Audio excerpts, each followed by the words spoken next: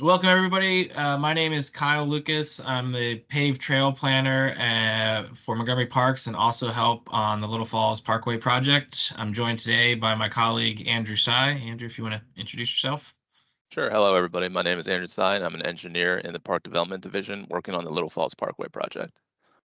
So we want to take some time to provide an overview of where we are with the Little Falls Parkway project, kind of how we got to the council-approved concept plan, the role of the National Capital Planning Commission in reviewing this project, our anticipated schedule, and then opportunities for public input. So to begin with, Montgomery Parks presented to the Parks, Housing, and Planning Committee of the County Council on November 27th of 2023. We presented both a planning board approved configuration, which had 2 lanes on one side of Little Falls Parkway with no median, as well as a council requested alternative option, which had 1 lane separated by the existing median. The PHP committee recommended the council requested alternate be advanced to the full county council. On January 23rd, 2024, we went to the county council where they approved the revised configuration, which again had 1 lane of traffic on each side of the median.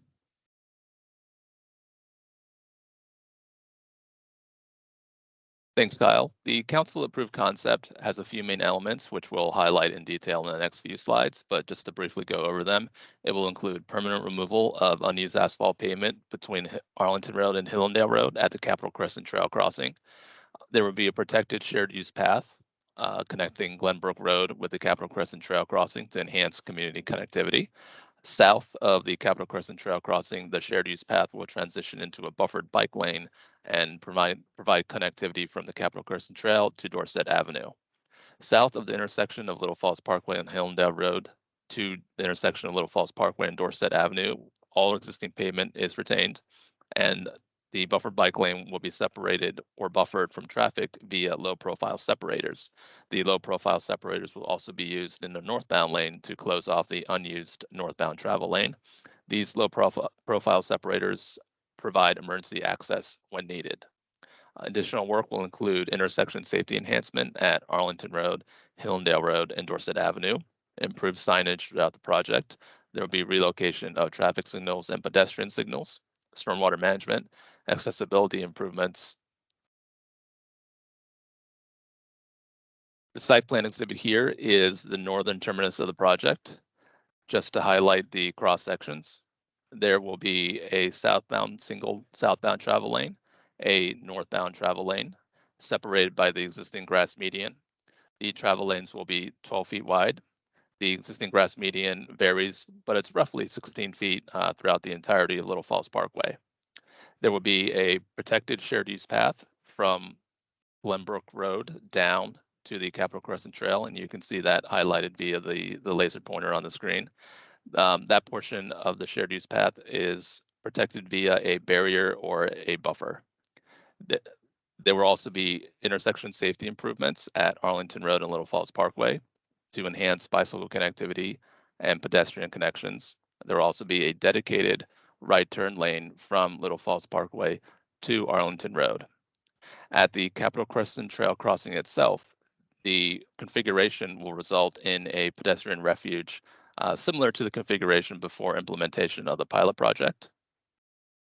South of the Capitol Crescent Trail crossing, the shared use path will turn into a buffered bike lane. The buffer will be provided via the low profile separators. And at the intersection of Little Falls Parkway and Hillendale Road, there will also be bicycle and pedestrian connectivity improvements.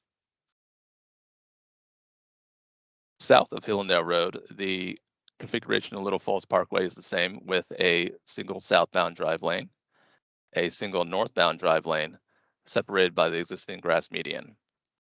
The unused northbound pavement will be closed off via pavement markings and the low profile separators that we previously described. The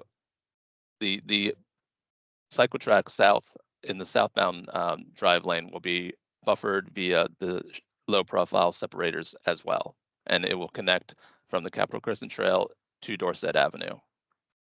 These low-profile separators do not restrict emergency vehicle access, and all existing pavement in this segment of Little Falls Parkway will be retained. There will also be intersection improvements at Dorset Avenue to enhance the safety of pedestrian crossing movements, as well as ADA accessibility and the connection to Little Falls Trail. Montgomery Parks submitted the council-approved concept plan to NCPC for the public scoping meeting on February 13th, 2024. We are currently coordinating final design of the council-approved concept plan. We have received questions from the community regarding implementation of an interim configuration of the one travel lane in each direction separated by the existing grass median.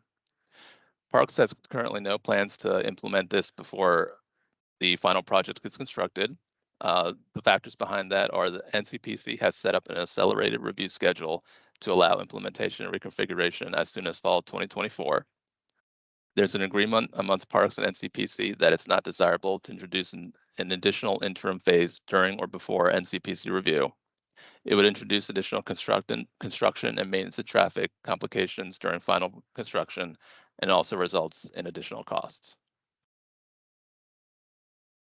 So I'll speak a little bit about the National Capital Planning Commission's review process and their role in reviewing this. So the Little Falls Parkway land is owned by the state of Maryland and managed by MNC PPC. These lands were purchased with federal funding through the 1930 Capper-Crampton Act. And as a result of that, NCPC has approval authority over proposed development plans. The main thing that NCPC looks at is kind of how, a project is meeting kind of park purposes and how it's providing public benefits, such as improving the water quality of streams, along with improving park accessibility and resources. NCPC's review process on Capper-Crampton lands is very similar to their review process for other buildings, sites, and park projects.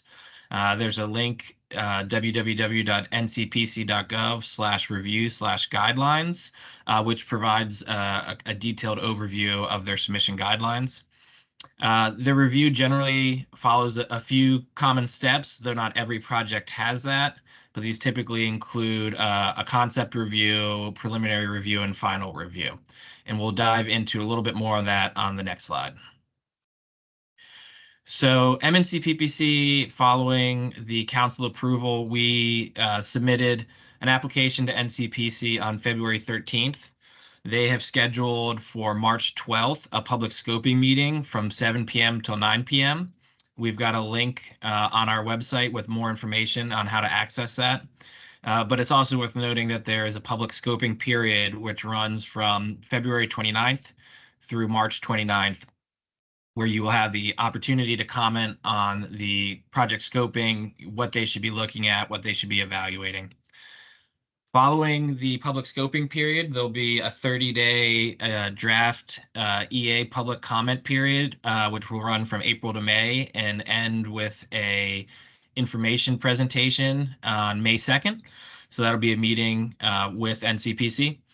Then from May 30th to June 5th, there will be a 7-day final environmental assessment or finding of no significant impact public posting period, followed by on June 6th, there will be a combined preliminary and final NCPC review.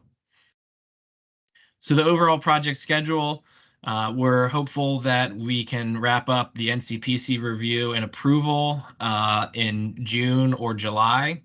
That will allow us to develop the 100% construction documents and handle any permitting over the summer and into fall.